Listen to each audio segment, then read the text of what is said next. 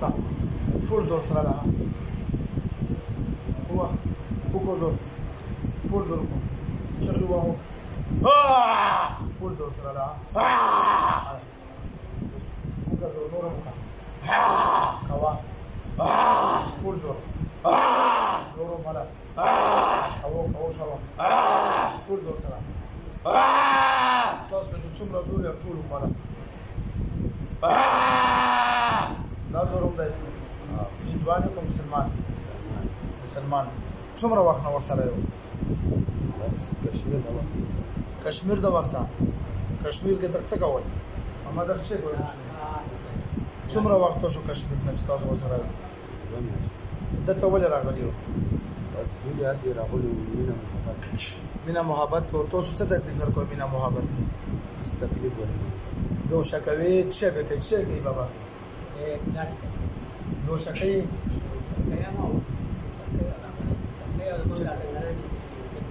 څنګه چې چاته و چې هغه شادو کو څه به کوي هغه څوک بیا پرېدم کوګو زور به چې کوم منډه ترې کو هغه کوګو هغه زور کو به څه به کوي د باندې هغه کوي کوګو هغه زور کوي هلا ها فول زور هلا ها زور سره بیا به داسې زور هم کوو پې ها زیته پېښور نه به هجرت کوو کشمیر کې نور کارونه وکړه مجاهدات جوړ کړو نو تاسو مسلمانان رانیولي د خرې بچیا خپل ځای بیا چېرته دی کشمیر کې څه کوو تاسو هلته خپل ها خپل ځای دی نه ځای تاسو دکتر کو دروغ صحیح صفا خبره تر چې دې چې وای اوس ګوره چې وته بسم الله الرحمن الرحیم جوړوي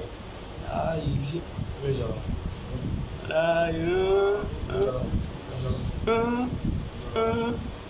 بس دې دا به تکلیف ورکوم بس تکلیف نور نه ورکوم خپل ځای دې دې بس ته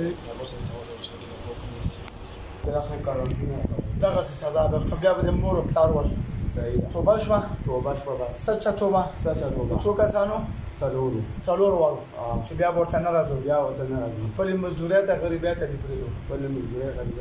واده شوه که دوکه وه بیا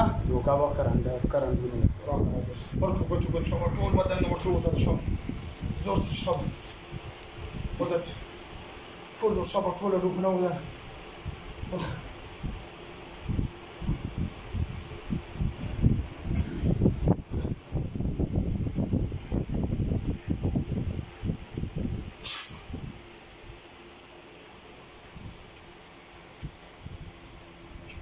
سنن به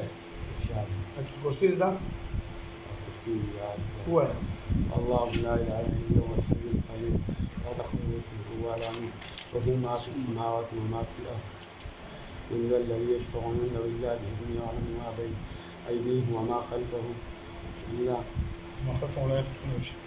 وما يخلفون درود شريف اللهم صل على محمد وعلى ال محمد ما صليت على ابراهيم وعلى ابراهيم حميد مجيد اللهم بارك على محمد وعلى ال محمد كما باركت على ابراهيم وعلى ال ابراهيم انك حميد مجيد. دا څنګه مرحبا څنګه شو بدن دی خوش ته هم درته ویلي دي څنګه درته ویلي بس